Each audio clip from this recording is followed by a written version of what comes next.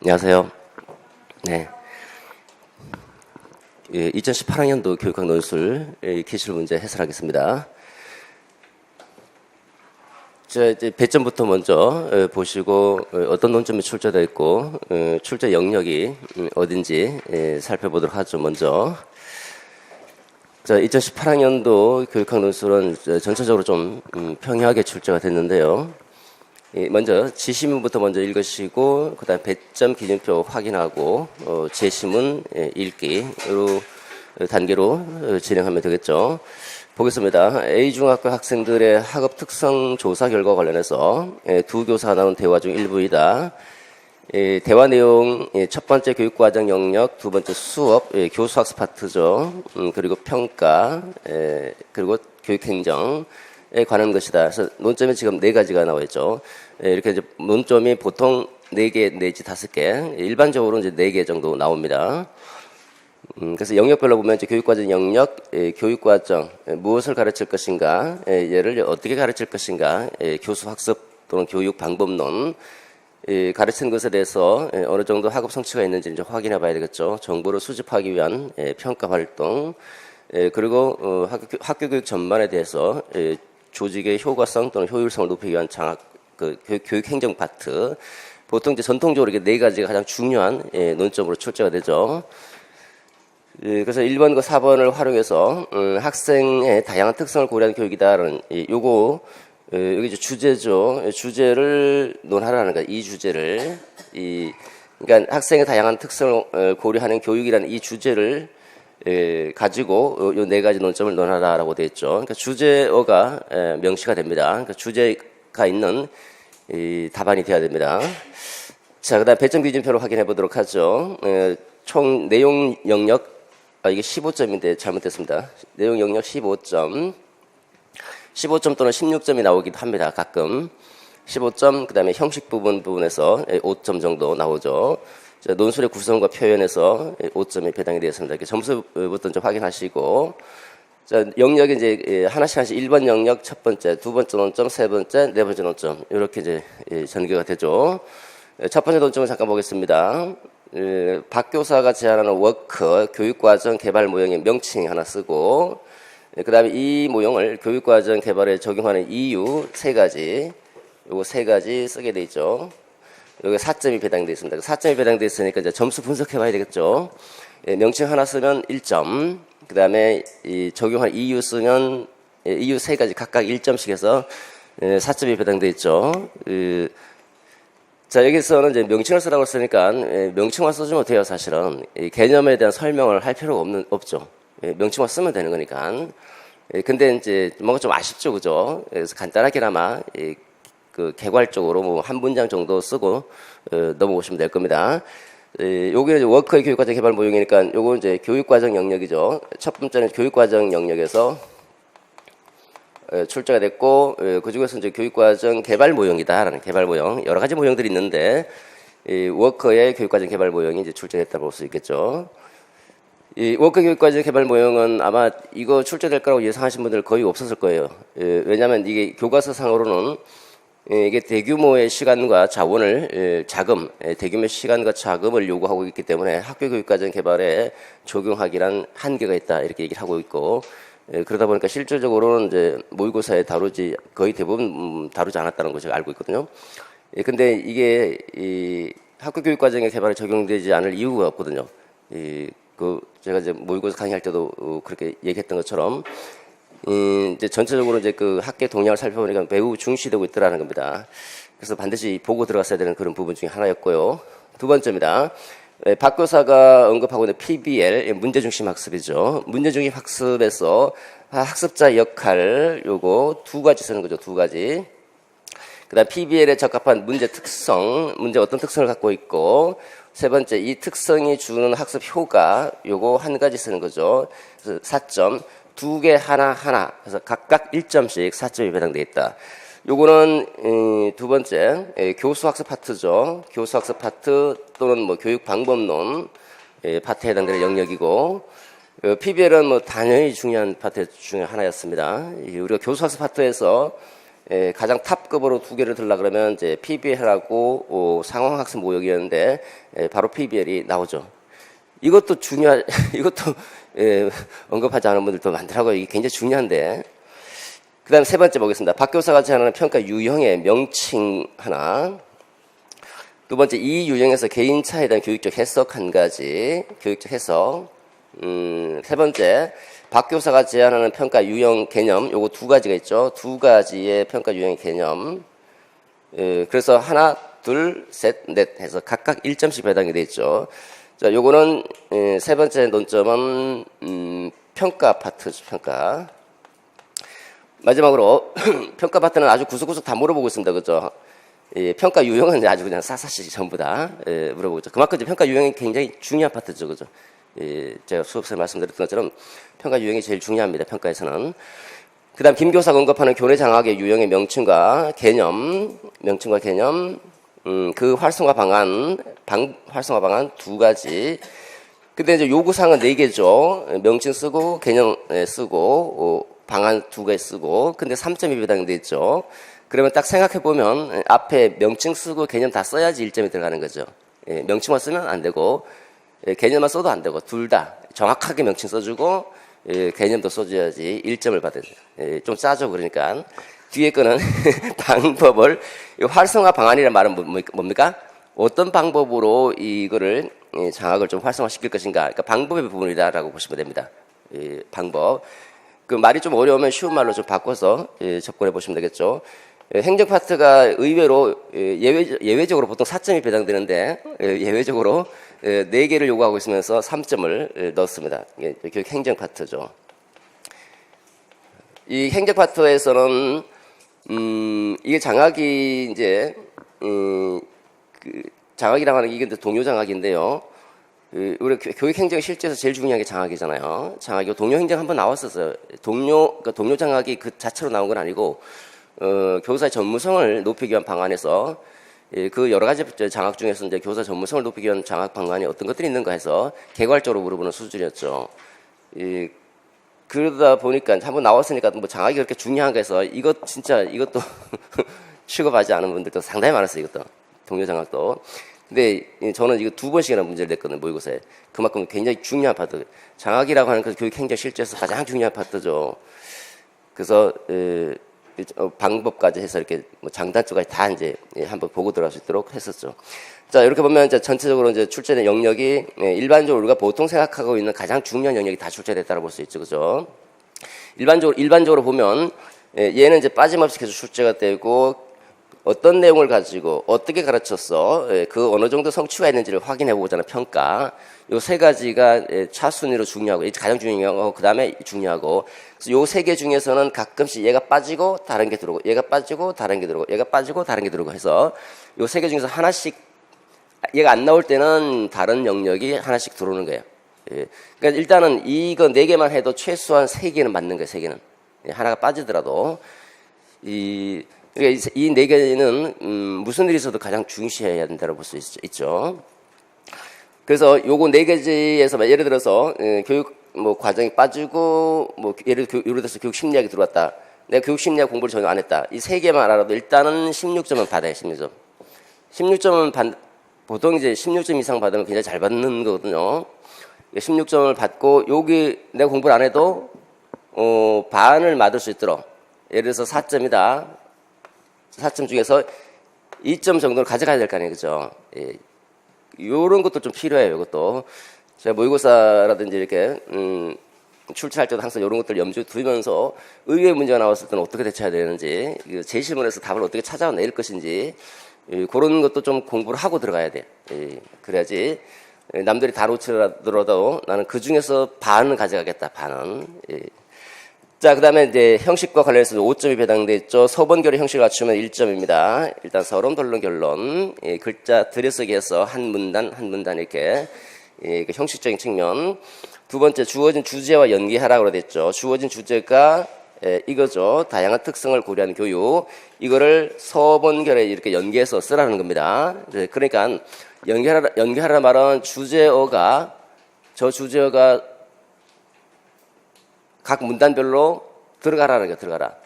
자, 보시면 첫 번째 논점에서 본론 보면 이 교육과정과 관련되는 부분이잖아요. 교육과정 개발의 명칭이 있을 것이고, 두 번째 적용하는 이유가 이렇게 이제 세 가지가 있을 것이다 말이죠. 이게 뭐가 됩니까? 논거가 되는 게 논거, 근거, 논거가 되고, 그 다음에 플러스 주제가 나와야 되겠죠. 주제문. 이렇게 학생의 다양한 특성을 고려한 교육이라는 주제어가 나오고, 저렇게 하려면, 학생의 다양한 특성을 고려한 교육이 되려면 어떻게 해야 된다. 또는 뭐 할 때 학생의 다양한 특성을 고려한 교육이 될 수 있다. 이게 주장이죠, 주장. 주장은 반드시 저 주제어를 포함을 시켜서 하나의 문장으로 서술하면 되는 겁니다. 한 문장 정도, 한 문장. 그래서 이게 이제 주장이 되죠. 그래서 논술은 이렇게 주장과 근거가 논리적으로 연결되면서 설득력 있는 글이 돼야 된다. 이게 논술이다. 이 주장이라고 하는 이 주제문은 앞에 올 수도 있고 뒤에 올 수도 있죠. 앞에 오면 두 갈씩, 마지막에 오면 미괄식. 양쪽에 다 배치해도 돼요. 양쪽에 배치하면 이제 양괄식이 되죠. 처음에 좀 쓰기 어려우면 그냥 양쪽에다 다 배치해요. 그냥 첫 번째 들어갈 때 이 주제어를 간단하게 언급해주고 한 문장. 마지막에 또 주제어를 언급하면서 주제문을 쓰고 양괄식으로 딱 배치하면 튼튼하죠. 그래서 어쨌든 뭐 양괄식이든 두괄식이든 미괄식이든 상관은 없습니다만은 이거는 반드시 들어간다. 이게 이제 이점이 배당되어 있으니까 각각 하나씩 할 때마다 이거 써줘야 됩니다. 이제 처음에 할 때는 이제 잘 잊어버리죠.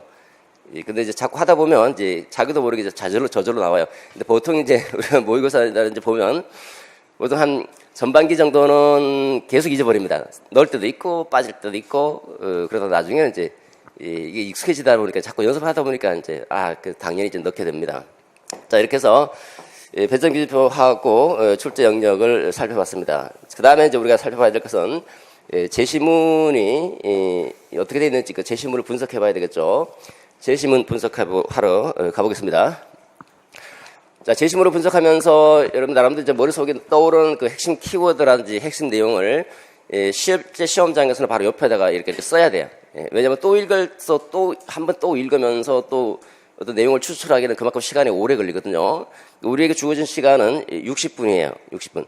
60분이기 때문에 60분에 4개 논점을 쓴다는 게 쉽지가 않아요. 그래서 생각나는 거 읽으면서 바로바로 옆에다가 기록해놓고 다시 이제 정리할 때 그걸 토대로 해서 다른 내용들을 이렇게 뽑아내는 식으로 접근하셔야 돼요. 실제 시험장에 가보신 분들도 계시겠고, 처음 하시는 분도 계시겠지만 상당히 긴장이 돼요. 긴장이 될 수밖에 없죠. 나 1년의 운명이 60분의 교육학의 운명이 결정될 수 있고, 전공도 마찬가지고, 단 몇 시간, 단 한 3, 4시간 안에 1년의 운명이 날아갈 수도 있고, 1년의 운명이 완전히 새로운 운명으로 바뀔 수도 있고 하는 부분이죠. 자, 그러면, 이제 제시문 분석하겠습니다. 첫 번째 논점 기억하시고, 저기 자료가 있으니까 자료를 보시면서 배점 기준표를 잘 보면서 확인하셔야 되겠죠. 첫 번째, 교육과정 워커의 교육과정 개발 모형의 명칭이거든요. 이건 공부를 한 사람이면 그냥 자연스럽게 제시문 읽지 않아도 워커 하면 당연히 그냥 자연스러운 교육과정 개발을 과정을 제시하고 있으니까 자연주의적 교육과정 개발 모형이다 이렇게 나와요. 당연히. 워커는 자기가 타일러가 합리적인 교육과정 개발 모형을 했죠. 합리적인 교육과정 개발 모형을 제시했죠. 1년의 합리적인 절차를 제시하고 있습니다. 누구나 쉽게 이용할 수 있도록. 근데 실제로 교육 목표가 설정이 되고, 그 다음에 학생 경험이 선정되고 조직된 다음에 평가라고 하는 이런 1년의 절차대로 진행되는가 안 되더라는 게 워크가 학교 실제 대규모 교육과정 개발에 한번 참여를 해봤더니 처음부터 부딪히더라는 거. 목표 설정부터 목표가 어디 있습니까? 누구는 예를 들어서 국어 교육과정을 개발한다고 누구는 한자 쓰자 그러고 누구는 한글 쓰자 그러고 이렇게 막 서로 여러 가지 견해들이 도출되더라는 겁니다. 그 목표 설정하는 데부터 너무 힘들더라는 거죠. 그래서 이제 실제로 참여해봤더니 이게 아니라는 거예요. 그래서 이 사람이 제시한 게 토대를 먼저 다지고 토대, 그 다음에 숙설이죠. 숙이, 그리고 설계 과정. 이런 과정을 걸치더라는 거예요. 이렇게. 그래서 이렇게 토숙설의 단계로 진행되는 것이 너무 자연스럽다. 그래서 자연주의 개발 모형이다라고 얘기하고, 또 후대 학자들은 수기 과정을 강조하니까 수기 모형이다 이렇게 별칭으로 붙이기도 하죠. 또 별칭을 써도 상관없고 자연주의 교육과정 개발이다 이렇게 해도 되죠. 자, 이게 토대가 뭡니까? 좀 전에 얘기했던 것처럼 여러 가지 견해들이 표출이 되는 거예요. 여러 가지 다양한 견해들이 있겠죠. 여러 가지 의견들, 다양한 견해가 표방이 되고 표출이 되고, 그리고 나서 공감대를 형성하는 거예요. 공감대 형성. 아, 너는 한자를 요구하고 있구나. 너의 견해는. 너는 한글을 중시하고 있구나. 이렇게 여러 가지 견해들이 나오면서 공감대가 형성이 되는 거죠. 그러니까 수기 단계라고 하는 것은 이제 숙고하는 거죠. 그죠? 예, 심사숙고하는 그런 단계입니다. 이런 공감대 형성돼서는 이제 여러 가지 견해에 대해서 숙고하기 위해서는 열띤 논쟁이 있다는 거야. 장시간에 걸쳐서 열띤 논쟁. 가장 중요한 파트 중에 하나죠. 1년이 될 수도 있고 2년이 될 수도 있고 장시간에 걸친 열띤 논쟁이 거치고 그러면서 점점 합의가 이루어져. 합의가 되면서 가장 유망한 대안이 이제 선정이 되는 거예요.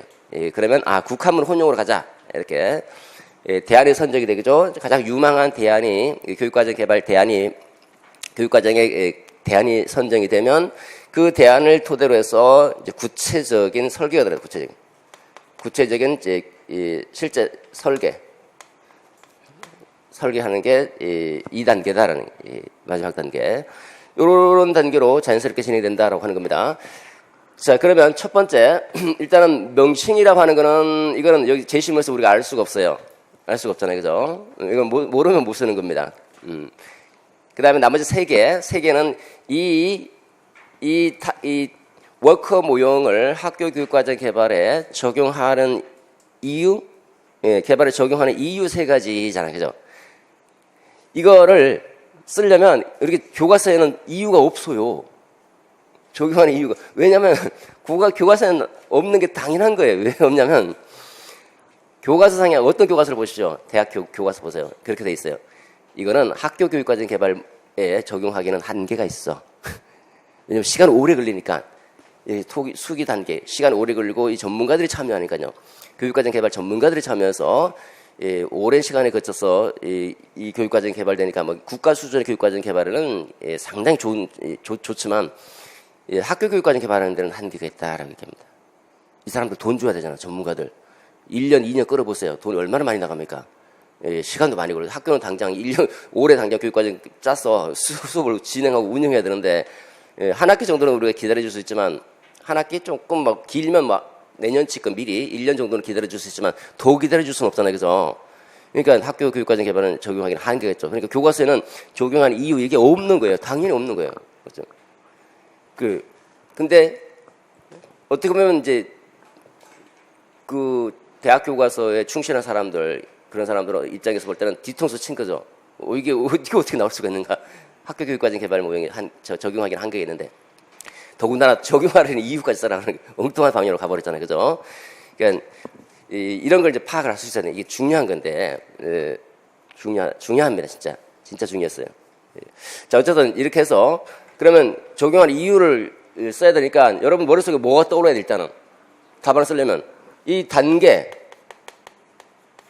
우리가 아는 게 뭡니까? 아는 거 다 끄집어내야죠. 특징, 장단점, 그러니까 장점을 파악해봐야 되겠죠? 이거 쫙 끄집어내서 다다다다 특징, 장점, 끄집어내놓고 뭐 해야 됩니까? 이유를 찾아야 되지. 그 이 중에서 제일 교육과정 개발에 적용하는 이유를 찾기 가장 괜찮은 거 끌어내와야 돼. 이 짧은 시간에 될까요, 이게? 쉽지가 않죠. 쉽지가 않아요.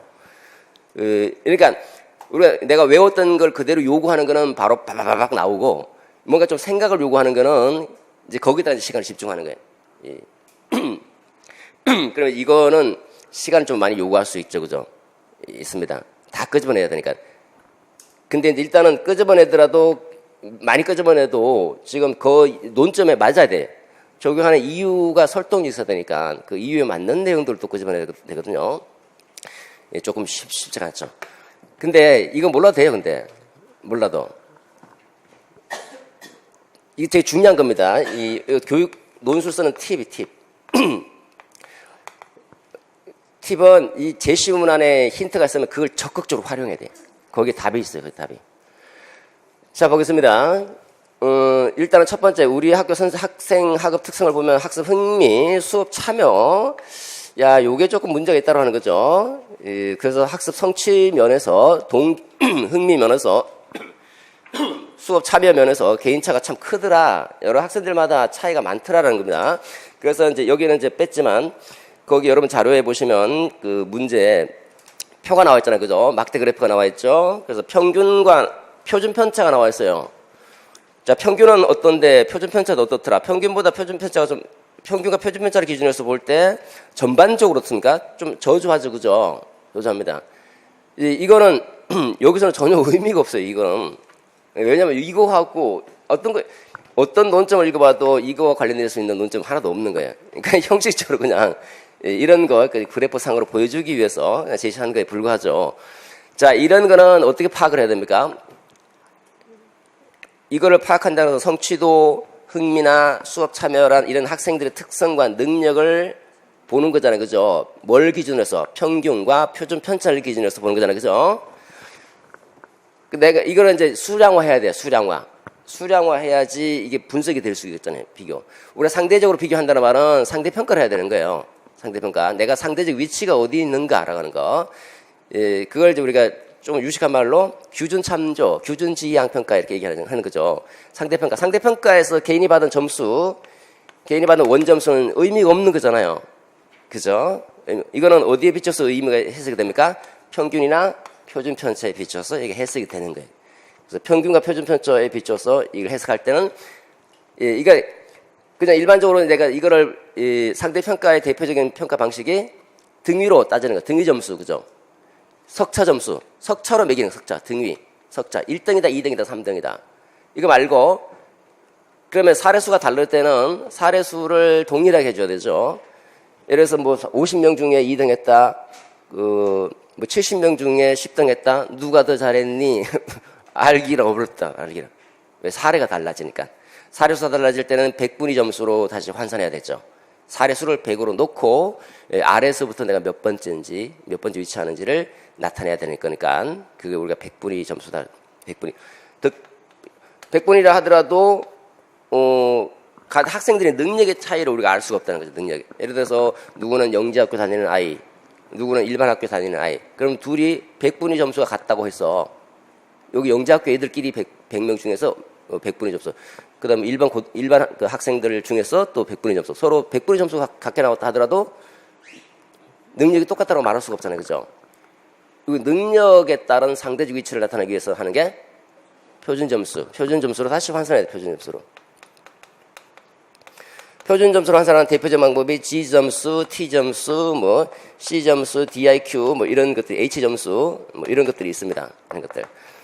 예를 들어서 또 국어, 제 수업 시간에도 말씀드렸죠. 국어 성적하고 사회 성적 또는 수학 성적 어떤 부분에 더 능력이 있는지, 어떤 부분을 더 잘하는지를 확인하려면 이런 능력과 특성에, 과목 능력과 특성에 따라 상대적 위치를 파악을 해야 되겠죠. 이때는 어떻게 합니까? 이 표준 점수로 환산해야 돼요. G 점수나 T 점수 같은 이런 점수로. 그죠? 이렇게 이거 D 점수, T 점수 환산하기 위해서 반드시 뭐가 필요합니까? 평균을 알아야 되고 표준 편차를 알아야 된다.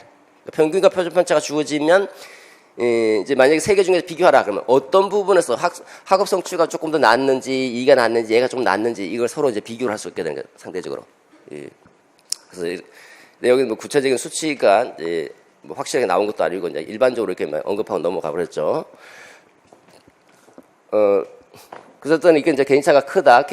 이 개인차라고 하는 게 뭡니까? 상대적으로 비교하는 거예요. 일단은 누구는 어느 정도이고 누구는 어느 정도이고 학생들로 이렇게 차이가 크다는 거죠. 크다. 개인차가 중요한 건데 개인차를 우리가 평가를 할 때 오히려 개인차가 교육적으로 더 좋다. 더 많은 개인차가 클수록 더 좋다. 라고 하면 어떤 평가를 지향해야 됩니까?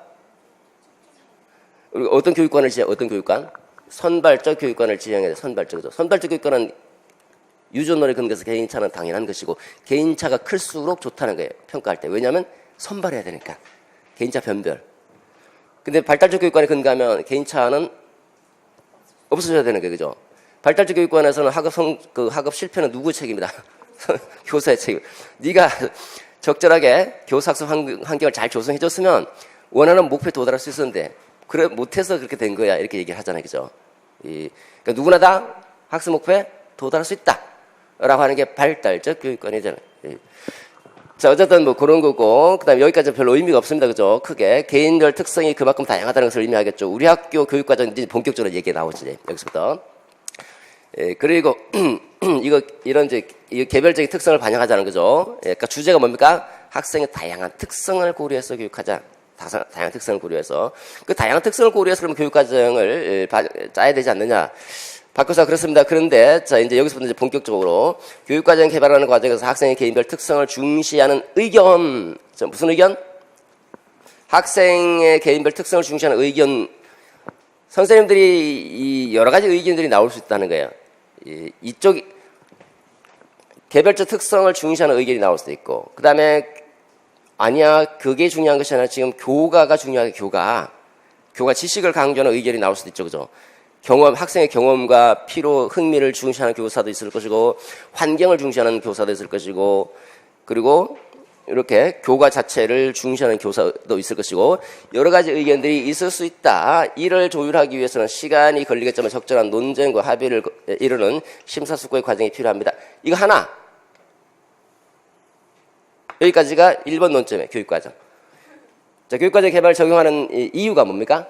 이 워커의 모형을 적용해야 되는 이유 3개. 그러면 여러분들은 내가 아무것도 몰라. 아무것도 몰라도 최소 2점을 갖고 와요, 2점. 4점 중에서 반은 갖고 와야 되니까. 찾아보십시오. 키워드를 찾아요, 키워드. 어디? 뭐? 의견 뭐? 의견 관찰이 어디 있어? 의견 간의 차이. 의견 간의 차이. 또? 심사숙고. 또? 뭐? 조율. 자, 다 걸어봅시다. 합의. 또?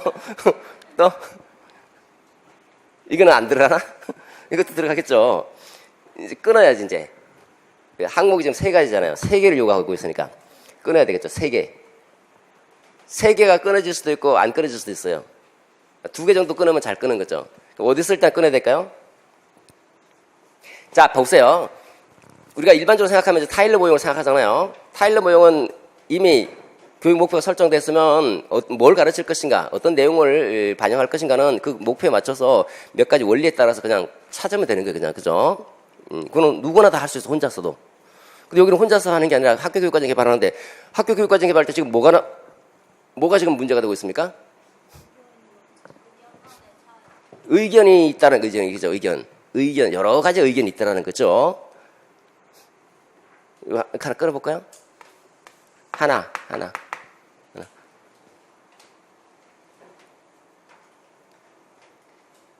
그러면 이거 쓰면 되는 거예요. 그거 어떻게 써야 될까요? 어떻게? 문제를 잘 보세요, 문제가. 워커의 교육과정 개발 모형을 학교 교육과정 개발에 적용하는 이유가 뭐냐? 왜 이 모형을 적용해야 되는가? 왜? 이 모형을 적용하면 어떻다는 거예요? 이 모형을 적용하면 일단 첫 번째, 다양한 의견이 표출될 수 있다는 거. 다양한 의견이. 타일러 모형 적용하면 다양한 의견이 표출돼요? 안 되잖아요, 그죠? 그냥 그 원리 원칙에 따라서 혼자서도 만들 수 있는데, 여기는 이런 의견, 저런 의견. 여기서 우리가 중요한 건 이거죠. 개인별 특성을 고려한 교육을 하자는데, 이런 의견도 나올 수 있고, 오히려 이런 의견도 나올 수 있고, 저런 의견도 나올 수 있고, 다양한 의견들이 다 표방될 수 있다는 거예요. 그 교육과정 개발에 참여하는 이 교사들이 참여하겠죠, 그죠? 교사들의 다양한 견해가 표방될 수 있다. 됐잖아요. 좀 뭔가 약하죠? 플러스 해주면 되잖아. 어떤 학교죠? A중학교. A중학교와 같이 개별적 특성을 중시하는 견해나 교과를 중시하는 견해 등 여러 가지 견해들이 표방될 수 있다라는 거다. 이렇게. 그럼 2문장이 돼, 2문장. 답이에요, 이거. 답이에요. 답. 되게 쉽죠? 두 번째. 여기서 하나 끊어주든지, 두 개 더 써야 되니까. 아니면 사실 끊기 좀 어렵습니다. 끊어주든지, 적절하게 끊어서, 그럼 만약에 끊는다 하면 어디서 끊어야 될까요? 두 번째 적용하는 이유, 적용할 수 있는 이유? 뭐 논쟁을 거쳐서 이제 여기가 연결되니까 논쟁을 거쳐서 합의에 이르는 이제 다 여기 수식하고 있네. 그죠? 그럼 결국 이거 하나인데, 하나. 뭐 적절하게 또 여러분들 이거 하나 쓰고 합의에 이른다. 그리고 심사숙고의 과정이 필요하다. 이렇게 해서 또 뽑아내 보는 거예요. 그죠?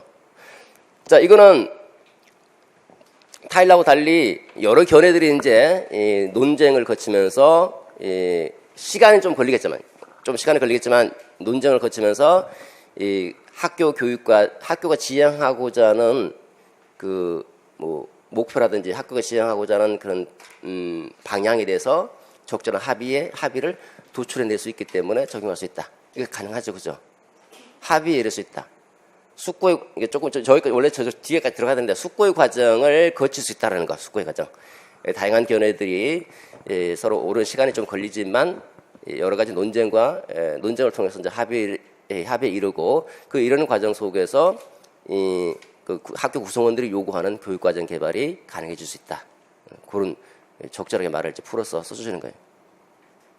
만약에 이제 하나씩 내가 이제 생각이 안 난다 그러면 그럼 이제 끊는 거죠, 그냥. 이거 적절하게 그 다양한 견해들이 시간은 소요될 수 있을지언정 논쟁을 통해서 논쟁과 토론을 통해서 학교가 추구하고자 하는 교육과정 개발의 상호간의 합의에 이를 수 있다. 그러니까 이거 적용할 수 있다.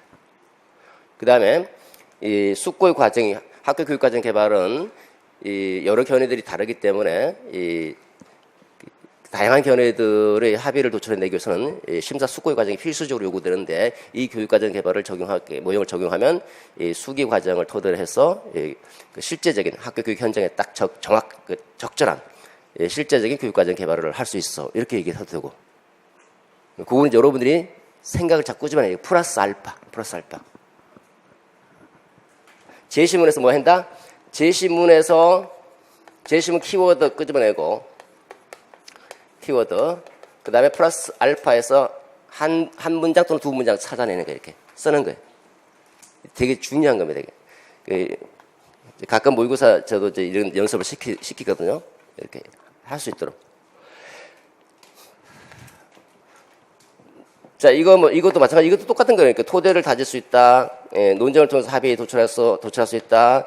또 그 합의를 토대로 해서 학교 실정에 맞는 구체적인 이 교육과정을 개발하면서 보다 실제적이고 보다 학교 현장에 적합한 교육과정이 개발될 수 있다. 뭐 이런 얘기가 나오는 거예요.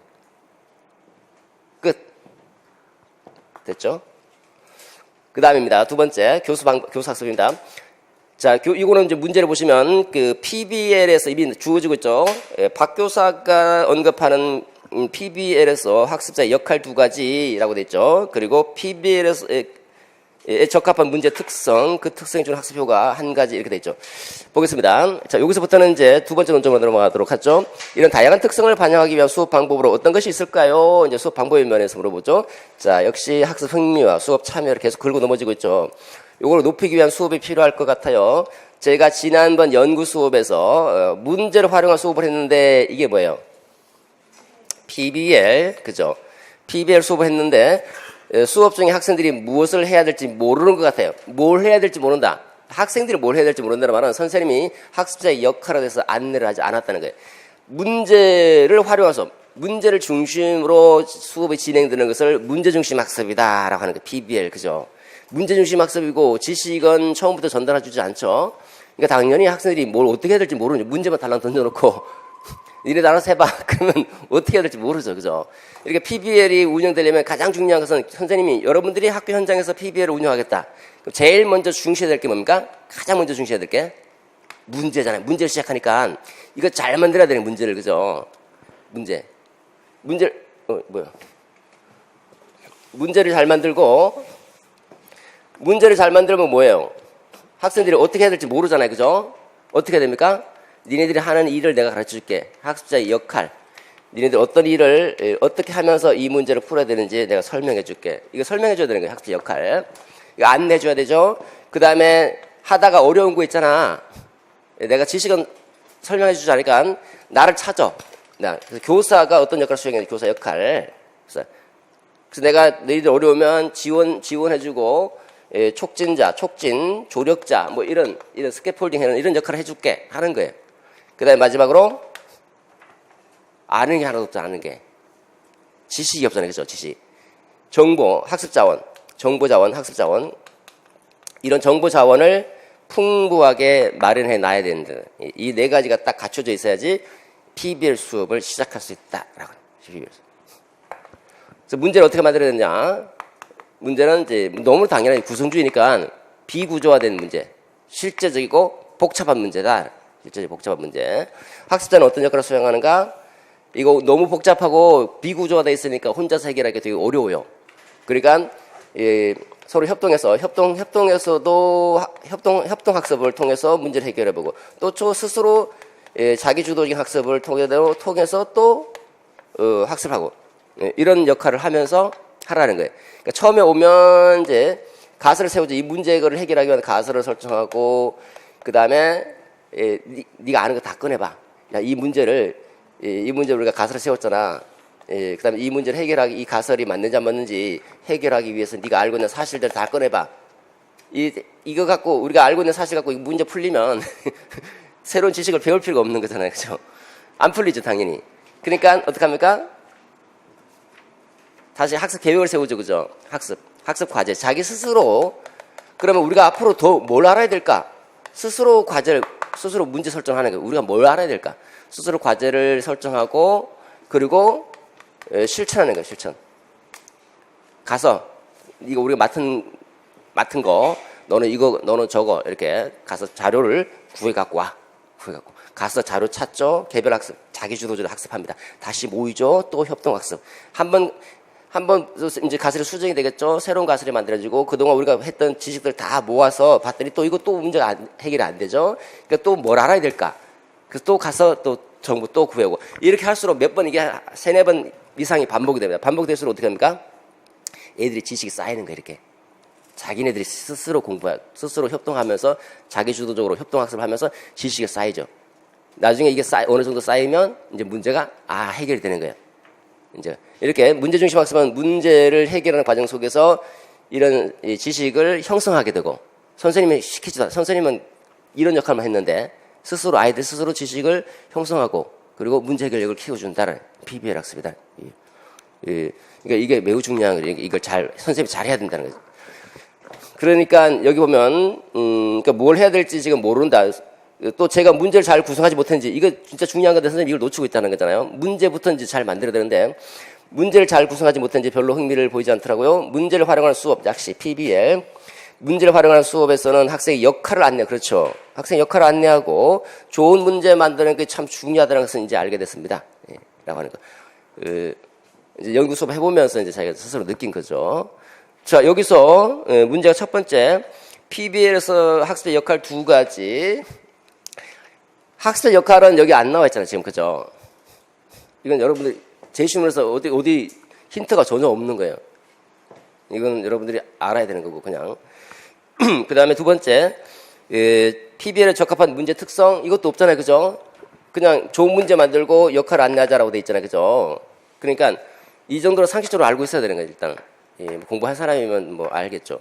그 다음에 마지막으로, 그 문제 특성이 주는 학습 효과잖아요? 이거 여기 있어요, 여기. 문제 특성이 주는 학습 효과. 찾아보세요. 어디가 있는지. 어디?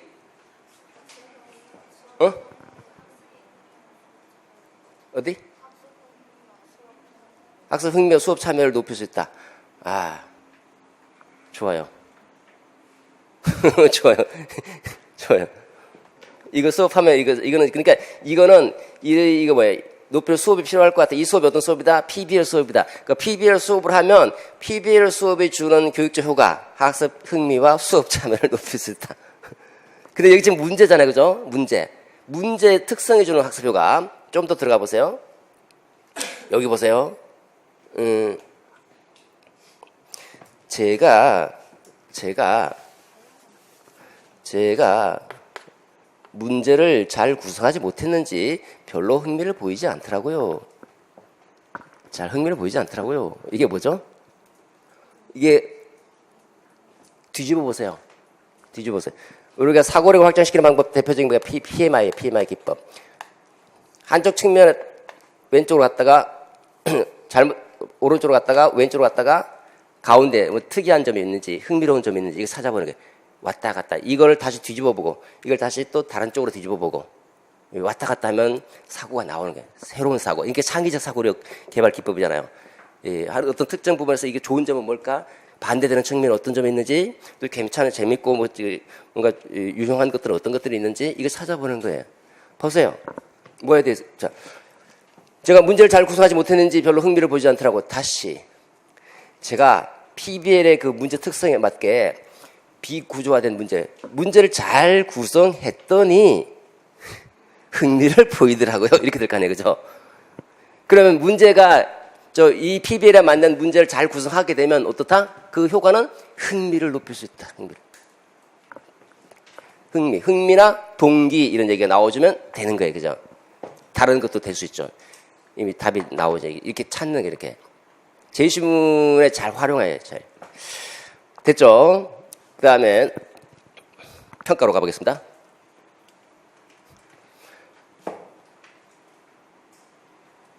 자, 이제 그러니까 이제 이런 특성들을 반영하게 되면 평가의 방향도 달라져야 된다. 능력과 흥미와 적성에 적합한 목표를 설정하고 그에 따라 수업과 평가가 이루어지는 것이 그것도 의미가 있어 보인다. 여기는 별로 문제가 없죠. 동의합니다. 우리가 여기서 이제 평가 유형을 살펴봐야 되니까 동의합니다. 그러기 위해서는 평가 결과를 해석하고 판단하는 기준도 달라진다. 기준에 따라서 평가를 기준에 따라서 분류하게 되면 준거 참조 또는 준거 지향, 규준 지향, 자기 참조 이렇게 딱 나와야 되는 거야. 따다다다. 예. 우리가 이 목차 짰던 것처럼 기준도 달라진다. 자, 예컨대 상대적 위치를 파악하기 위한 게 뭐다? 이게 규준 지향이잖아, 이거. 규준 지향. 미리 설정한 학습 목표가 있어. 그거 도달했는지 확인하기 위한 평가는 준거 지향이야, 이거. 준거. 목표가 절대적 기준이 준거잖아. 준거. 그죠? 그 다음에 또 나오죠, 밑에. 저도 그렇게 생각합니다. 그리고 말씀하신 유형 외에 능력 참조, 성장 참조, 이거 뭐야? 자기 참조잖아, 자기 참조. 세 가지. 기준에 따라서 세 개 다 물어보고 지금. 다 중요한 것만. 그것도. 예. 이것도 무슨 자기 참조도 능력 참조, 성장 참조, 노력 참조도 있잖아. 이건 노력 참조는 안 나오잖아요, 그죠? 제가 말씀드렸던 것처럼 이게 두 개 중요하니까. 여기가 이제 평가죠. 그런데 여기서 박교사가 제안하는 그 평가 유형의 명칭이잖아요. 박교사는 뭘 제안하고 있습니까? 이걸 제안하고 있잖아요. 미리 설정된 학습 목표에 도달하기 위해서 중시하는 평가 유형, 요게 적합하다. 이렇게 박교사가 제안하고 있죠. 그 박교사가 제안하는 평가 유형의 명칭서라고 했으니까 박교사가 제안하는 평가 유형의 평가는 또는 평가 유형은 준거 지향 또는 목표 지향, 절대 평가를 말한다. 이거 하나, 1점. 바로 넘어가면 좀 아쉬우니까 또 개념 설명해주면 되죠, 간단하게. 이런 준거 지향 평가는 여기 나와 있잖아요, 그죠? 예, 미리 설정한 학습 목표에 어느 정도 도달됐는지 확인하기 위한 평가를 말하는 것이다. 그다음 두 번째 논점이 이 유형에서 개인차에 대한 교육적 해석이잖아요. 그러면 여러분 이렇게 준거 지향 평가하면 여러분 머릿속에 뭐가 떠올라야 돼?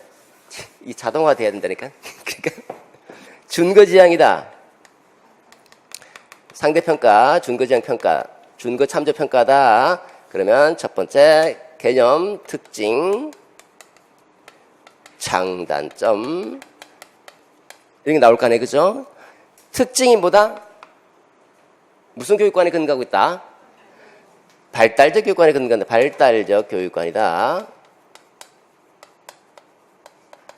두 번째 특징은 발달적 교육관에 따라서 평가한다 그러면 뭘 평가해야 됩니까? 평가의 도구의 강조점. 뭐에 주안점을 두면서 평가를 해야 되는가? 그 검사의 강조점, 검사 도구 또는 검사의 강조점이죠, 그죠? 그 다음에 세 번째는 가장 세 개째 중요한 거죠. 어떤 곡선을 그리는가, 분포 곡선. 어떤 분포 곡선을 그리는가. 이게 특징. 첫 번째 발달적 교육관이 뭐예요? 뭘 중시하는 겁니까, 이거는? 교육 목표, 학습 목표. 교육 목표 또는 학습 목표죠. 이게 중요하죠, 그죠? 이거. 발달 교육관은 적절한 교수 학습 환경만 제공하면 누구나 다 의도하는 학습 목표에 도달할 수 있다. 라는 것이 발달적 교육관이다. 발달적 교육관. 학습 목표에 도달할 수 있다. 그러면 이 학습 목표에 도달했는지 확인하기 위한 것이 평가라고 한다면 평가는 뭘 중시해야 되는가? 학습 목표, 이 교육 목표를 얼마나 충실하게 측정하고 있는가라는 거예요. 충실해. 이 교육 학습 목표를 얼마나 충실하게 측정하고 있는가가 중시되기 때문에 뭐가 중요하다? 타당도가 중요하다. 학습 목표를 얼마나 충실하게 측정하고 있는가. 곡선은 대부분의 학생들이 중거지학 평가는 대부분의 학생들이 학습 목표에 도달할 것을 가정하기 때문에 부적 편포 곡선을 기대한다. 부적 편포 곡선을 전제한다. 다 학습 목표예요, 전부 다. 얘도 학습 목표고, 학습 목표. 그러니까 그러면 여기서 개인차를 이 중거지학 평가에서 개인차를 어떻게 해석할까요? 개인차가 있다. 이거를 어떻게 해석해야 합니까? 발달적 교육관에 근거하니까 개인차는 어떻게 돼요? 최소화하거나 또는 제로로 만들 수 있다는 거죠. 극복할 수 있다는 거예요. 왜? 적절한 교수 학습 환경만 제공해주면 누구나 의도하는 교육 목표에 도달할 수 있다고 전제하자는 거죠. 있다고 가정하기 때문에 개인차는 극복될 수 있어. 개인차는 0으로 만들 수가 있어. 그러니까 대부분의 학생들이 다 뭡니까? 대부분의 학생들이 다 목표에 도달하는 거예요. 전부 다. 대부분의 95% 이상 학생들이 다.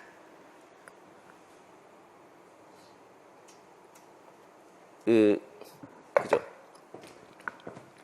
그러니까 쭉 끄집어내서 저기서 찾아오면 되는 거예요. 여기는 뭐 그런 내용 없잖아요. 그죠? 그 다음에 두 번째 거, 김 교사가 제안하는 두 가지 평가의 개념, 이게 명칭은 나와 있으니까 이건 이제 개념 설명해 달라는 거죠. 능력 참조 평가, 성적 참조 평가. 능력 참조는 자신의 능력을 기준으로, 자기의 능력을 기준으로 해서 그 능력을 얼마나 발휘했느냐를 강조하는 평가. 성장 참조 평가는 얼마나 성장했는가. 과거 성취 수준 또는 초기 성취 수준에 비추어서 얼마나 성장했는가. 됐죠? 근데 이렇게 지금 하나씩 나갔는데 13개까지 나갔는데 지금 제가 언급은 안 드렸지만 당연히 이거 써야 되는 거예요. 주제 문장. 교육행정입니다. 마지막입니다. 이제 여기 보죠. 그런데 저 혼자서 학생의 다양한 특성을 고려해서 교육과정 개발하고 첫 번째 논점 수업 설계하고 세 번째 논점 평가하고 야, 혼자 하기는 너무 어렵다. 그러니까 이제 행정이 필요하다. 장학이 필요하다. 선생님과 저에게 이 문제가 공동 관심사이니 여러 선생님과 경험을 공유하고 협력해서 피드백 주는 것이 좋겠어요. 자, 이게 이제 장학이다. 그러면 어떤 장학입니까? 선생님들끼리 서로 협력해서 장학하겠다는 거죠. 이게 명칭과 개념서라고 했으니까 김 교사가 언급하는 교내 장학은 동료 장학이다. 동료 장학 써주고 동료 장학이란 그냥 이거 보고 선생님끼리 동료 교사들끼리 서로 협력해서 장학을 실시하는 것을 말한다. 되죠? 간단하게. 그다음 활성화 방안이잖아. 활성화 방안 모른다고 가정해 봅시다. 찾아보세요. 키워드 찾으세요. 키워드.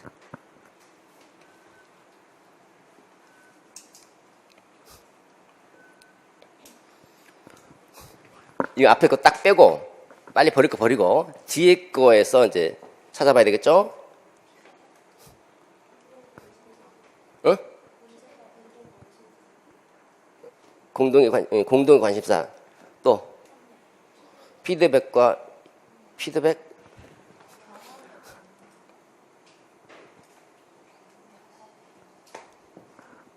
저 사실 쭉 연결됐으니까 하나예요. 그죠? 하나. 근데 뭐 이런 것도 또 제가 다른 다른 데서 제가 특강했을 때 또 다른 답이 나오더라고요. 희한하게 나오더라고요. 이거 말고도. 첫 번째 거는 주고 있잖아, 답을. 그죠?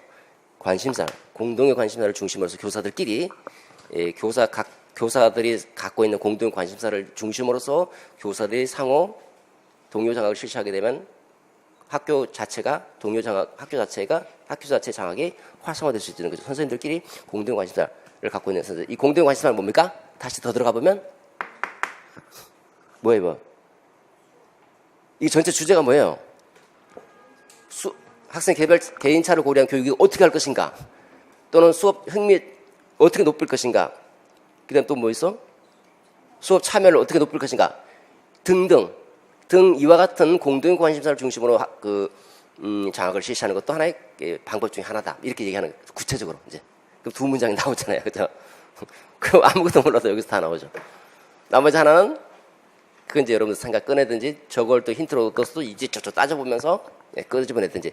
이제 내가 지식이 있을 때는 어떻게 합니까? 아는 지식 무조건 먼저 끄집어내요. 꺼내놓고 그 다음에 제시문과 가장 밀접하게 관련된 키워드 찾아서 가장 밀접하게 관련된 있는 거 그걸 써주는 게 제일 낫죠. 그죠? 됐습니다. 재밌지 않아요? 재밌을 텐데. 초등교직 논술도 배점 기준이 똑같아요. 15.5점.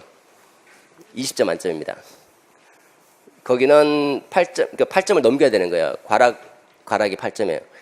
초등교직 논술 이제 교육학 형태로 나오니까 애들이 이제 약간 멘붕이 빠져갖고 선생님 과락이 엄청 많대요. 과락 8점을 못 넘긴다는 거예요.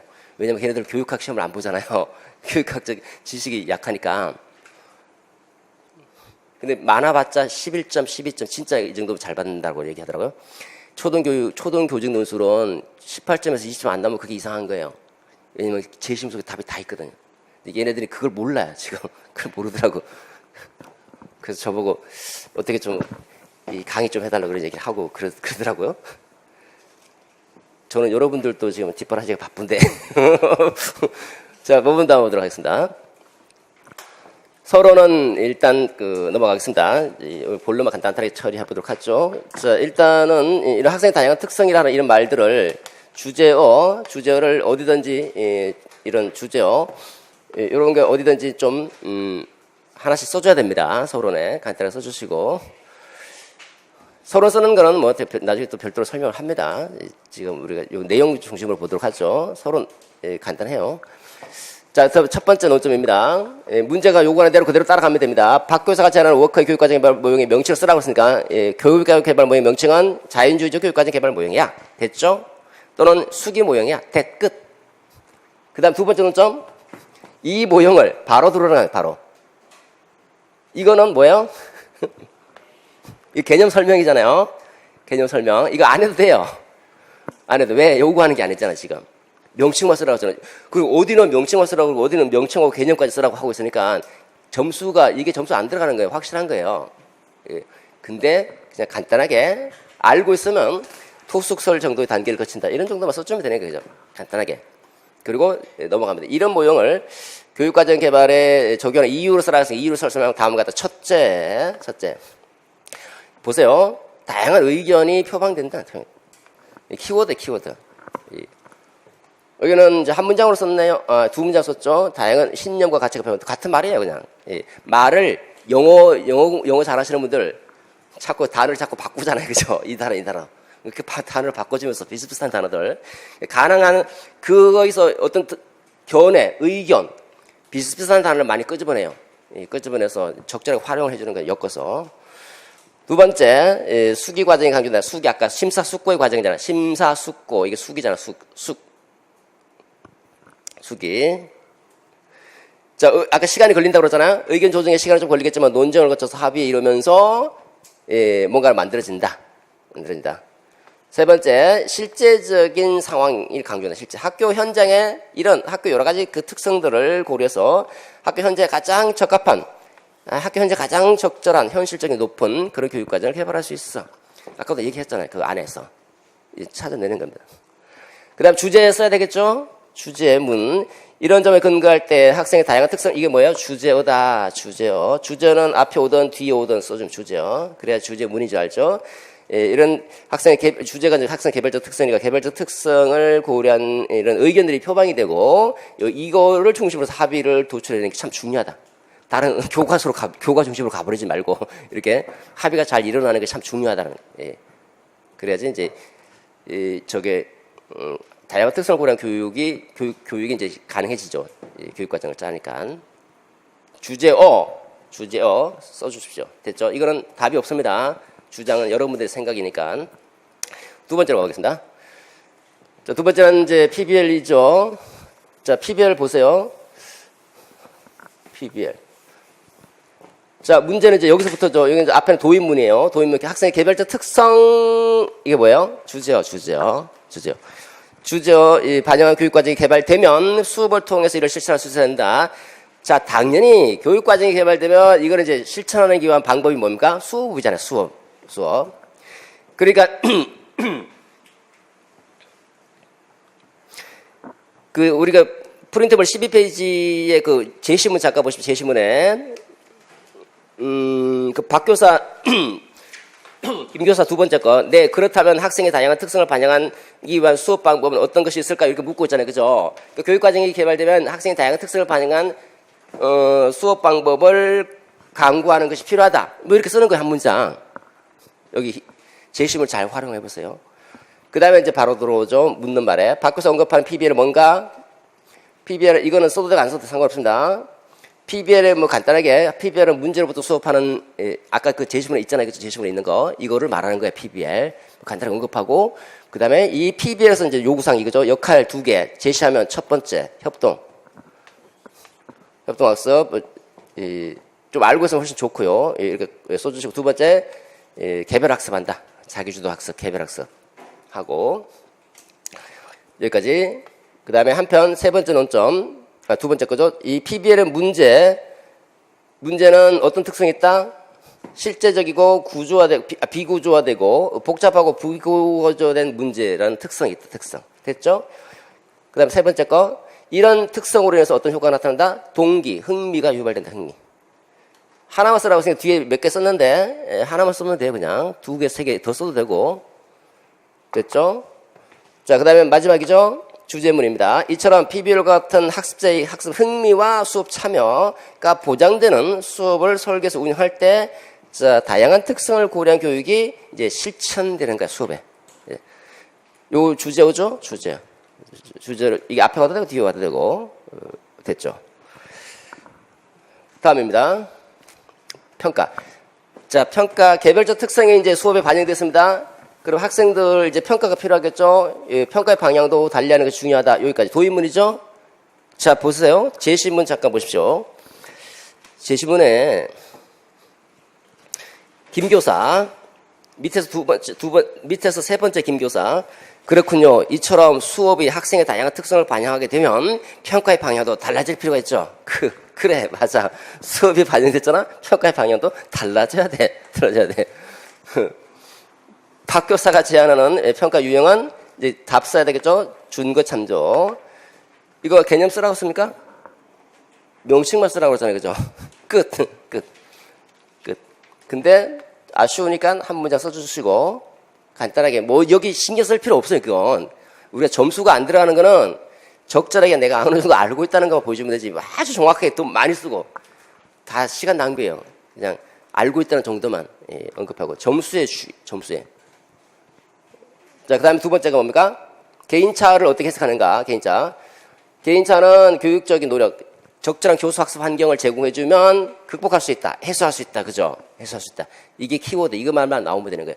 그러니까 여기다 우리가 발달적 교육관이잖아. 그죠? 발달적 교육관. 중간지향평가는 어디에 근거한다? 발달적 교육관에 근거하고 있으므로 적절한 교수 학습 환경만 제공해주면 누구나 다 의도한 목표에 도달할 수 있다고 생각한다. 따라서 개인차는 적절한 교수 학습 환경에 의해서 극복될 수 있는 것이야. 해소될 수 있는 것이야. 이렇게. 자, 그 다음에, 능력 참조 평가가, 김교사가 제안하는, 이것도 이렇게까지 안 써도 돼요, 여러분. 김교사가 제안하는 이 개념 설명하라고 했으니까, 김교사가 제안하는 한편 해놓고, 김교사가 제안하는 능력 참조 평가는 요거죠? 요거. 하나 더 써도 되고, 이게 여기는 이제 점수 1점이 들어가니까 개념만 잘 설명해 주면 돼요.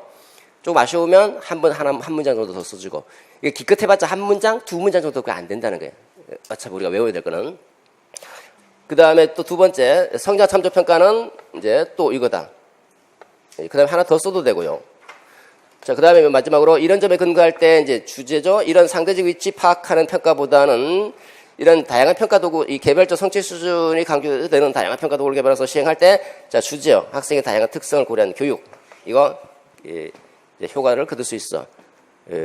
여러 가지로 얘기해 주면 되겠죠. 주제어가 앞에 오든 뒤에 오든 이렇게 적절하게 배치를 해서 여러분들이 생각나는 말을 해 주십니다. 자, 마지막입니다. 아까 제시문에 뭐라고 그랬어요?